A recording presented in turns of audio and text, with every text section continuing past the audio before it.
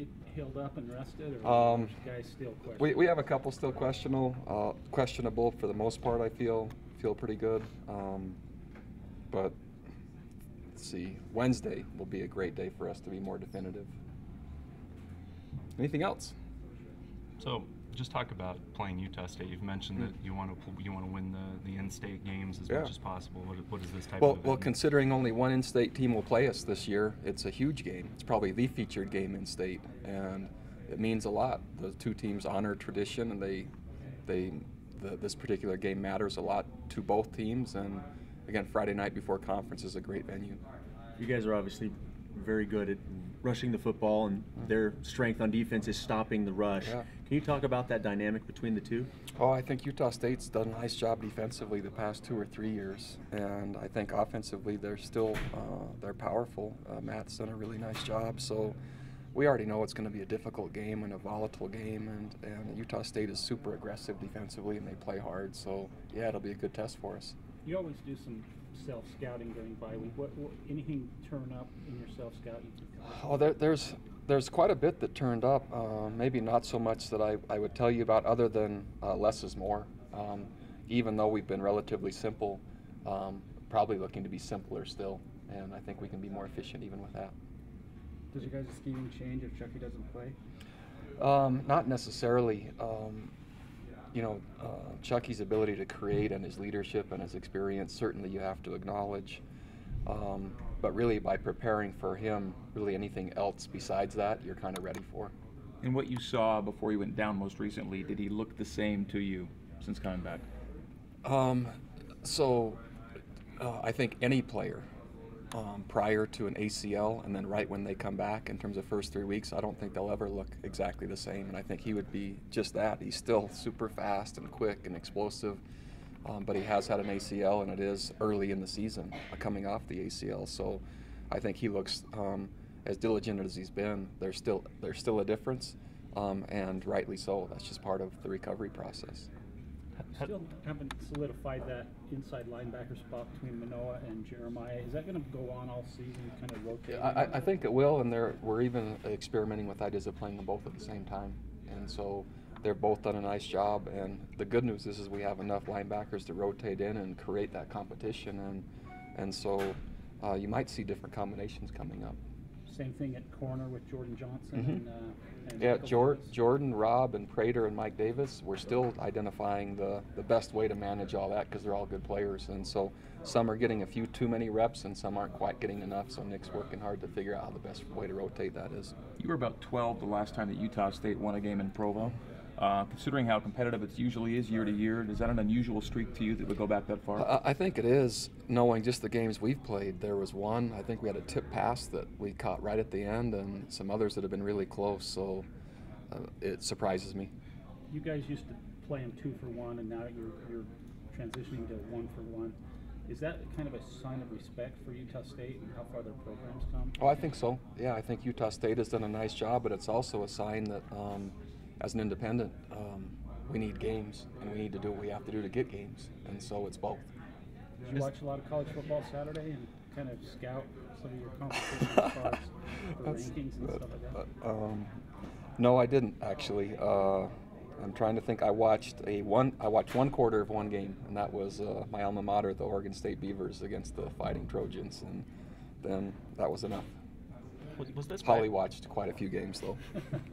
Was this bye week different from other bye weeks? Did you guys do anything differently this time? We were a lot more physical and a lot more demanding on them last week than we probably had been before, and this team seems to want that, can handle it, and we have more depth. So I think we practiced harder than what we normally do. Do you think that's a model you'll continue to follow? I would love it to be that way. If we can have the depth and competition that we currently have, it allows us to I think, move our program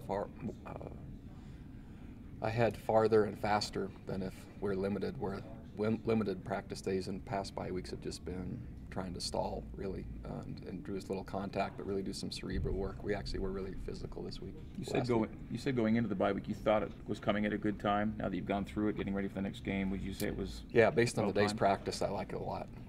Sometimes after a bye week, the first practice back, man, especially when we're full padded and early in the morning, there's a chance that that could have been sluggish, and it was just the opposite. You alluded to it earlier a little bit, but in particular with guys like Bronce and Algie and Jordan and Kurtz, those four in particular, are they close?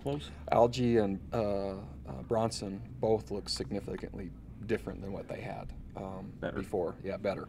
And so I didn't notice as much with Nick and Jordan, but the other two for sure looked significantly better today. Has Nick been practicing? Today was his first day out with full pads and doing what everyone else is doing. You've had the same 5 offensive linemen start every game. At this point of the season, would you say they've overachieved, met expectations? Where would you kind of assess? I wouldn't say overachieved. I would say they are reaching expectations. That's where I'd put it. And we have high expectations for them, and I think they are reaching them. But it's taken, we played 4 games, I think now they're starting to get there. One of the emphases after the last game was the defensive performance, particularly with the ball in the air. Can you gauge that in practice, how that's improved, picked up? Yeah, well, our practice format has allowed it. So we've just seen a ton of passes thrown, did a bunch of work against our offense and blitzing and protect, and as our offense can protect and we can go after the quarterback, and just seeing the ball thrown downfield, which is great. And so certainly the focus has been there, not only by the staff, but by the players. So I'm pretty comfortable with the work that we've done. Whether that shows yet as much as we want, I'm not sure, but I love the chance we've had to address it. It's been a long time since the defense had allowed, say, high 20s or low 30s in back-to-back games, but because the offense is scoring like it is, are you less concerned about that? I'm less concerned from an overall game management standpoint. Now when I put on my offensive hat, which I'm in that role mostly right now, I love the amount of points we're scoring. Defensively, there's been some light shown on a few areas, either through inexperience or sometimes execution, that need to be rectified for us to just, regardless of who we play and where we play them, to make sure we're in good shape. Do you have any sort of relationship with Jim McMahon? Have you met him, talked to him? When we had our quarterback celebration a number of years ago, he came back, and then obviously the stories through my brother Matt. So I kind of knew him by reputation, but I was really impressed when Jim came back. He spoke to our team. I had some chance to speak with him one-on-one upstairs on the 3rd floor, and a lot of times what you hear and what you see just from afar is one thing, then what you experience up close is something different. And I would have loved him to be our quarterback. He's a competitive and a natural leader, I think. Taysom did some national stuff last week. Do you get a sense of how he's being perceived nationally? I think it's growing week by week, and certainly the number of games we've had on national TV have helped, and certainly our record is helping. And I think as that continues, that'll just grow. It's becoming, well, it's probably something we've had to manage at a higher level than maybe any other time in our program already, just because of the start we've had, but with Taysom. You mentioned earlier that managing outside expectations, just along the same lines, was probably your biggest concern. Does a bye week kind of, I don't know, lessen it or change it, even though you're still undefeated and still highly ranked and everything? Does that change that? It's a nice break, just from maybe the frequency of questions, but it also it's really fun sometimes without a bye week. Rankings can go up and down and all that, and it's really interesting that you can move up without playing a game. So now that we're back again, it will just you're status quo again, which is a good problem to have. It's just it takes its toll on kind of our featured players, Taysom being one of them.